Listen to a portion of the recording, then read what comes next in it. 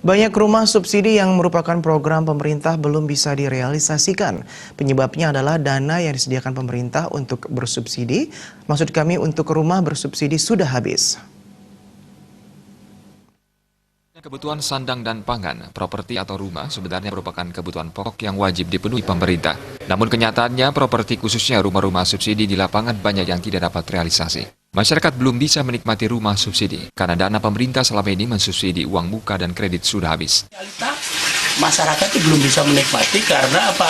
Subsidi uang yang diberikan pemerintah untuk rumah subsidi istilahnya LPP itu dananya udah habis. Akibatnya mereka tidak bisa realisasi, tidak bisa menempati rumah. Properti merupakan proyek padat karya yang menyerap banyak tenaga kerja, tetapi di lapangan pemerintah terkesan tidak peduli dengan masalah rumah subsidi, tetapi dikembalikan kepada permintaan pasar. Akibatnya pengembang enggan untuk menyediakan rumah subsidi karena tidak mau merugi. Suparyana